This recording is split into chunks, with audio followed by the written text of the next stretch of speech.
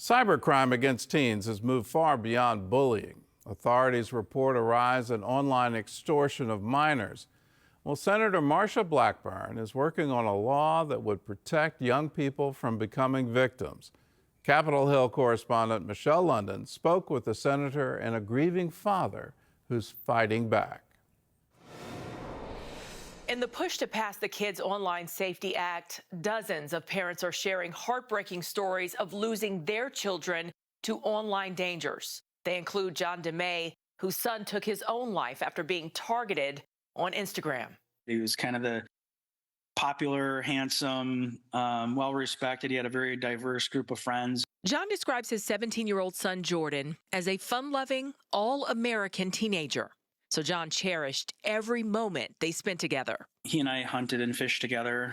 We enjoyed spending time on our boat. We liked to travel. And he was such a good kid. He was easy to raise. Just months away from graduation, the honor roll student, homecoming king, and all-conference basketball player had a bright future ahead.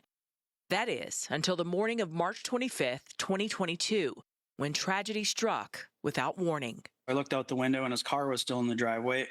So I thought that was really odd because he should have been at school in 15, 20 minutes already.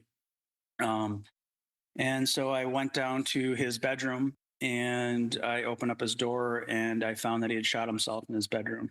Earlier that morning at 3:45 a.m., as John and his wife slept in the room above, Jordan received an Instagram message from what appeared to be an attractive woman named Danny Roberts.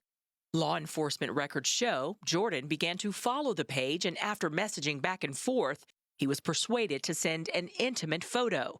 Within moments, he'd fallen victim to a dangerous extortion scheme. It was a high-pressure extortion.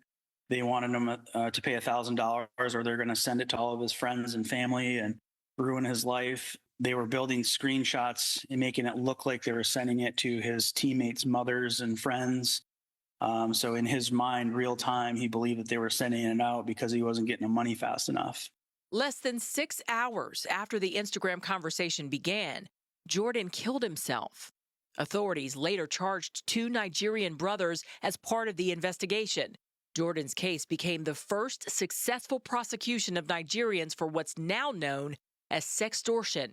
According to the FBI, this is the fastest growing cybercrime in the country. And there seems to be this underlying assumption that a lot of parents have that my kid is too smart. They're never going to fall for something like that.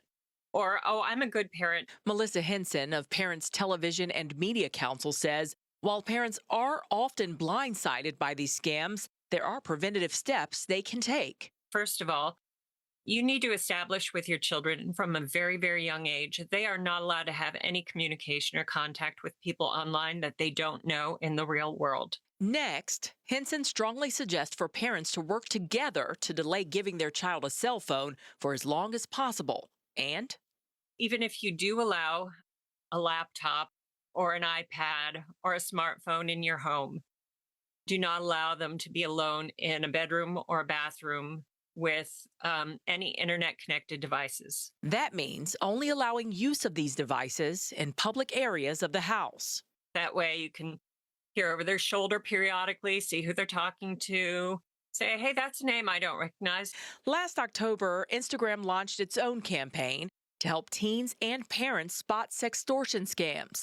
The platform added a Take It Down tool, which prevents a teen's sensitive images from being shared online, and a crisis text line for teens to chat with a live agent. We see it every day, children that are cyberbullied, children that are pulled into sextortion. Republican Senator Marsha Blackburn tells CBN News so many common cases nationwide make safety a top priority. In the physical world, there are laws that prevent you from selling alcohol, tobacco, having kids enter into contracts, pushing them into pornography. There are laws against that, but in the virtual space, there is nothing. That's why she reached across the political aisle to get something done.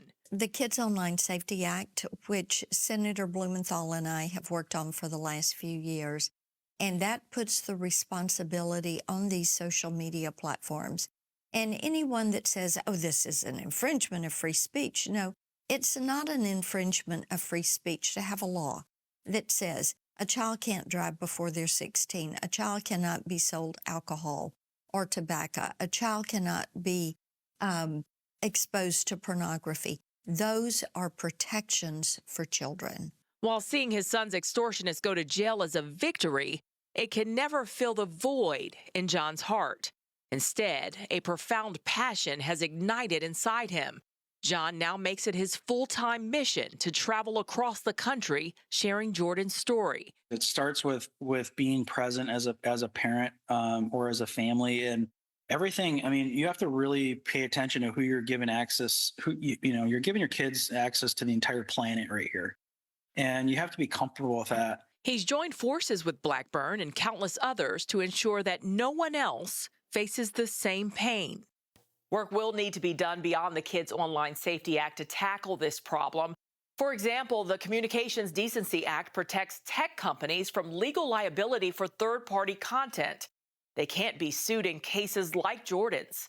There are calls to remove this immunity by reforming the law, which passed back in 1996 before the rise of social media.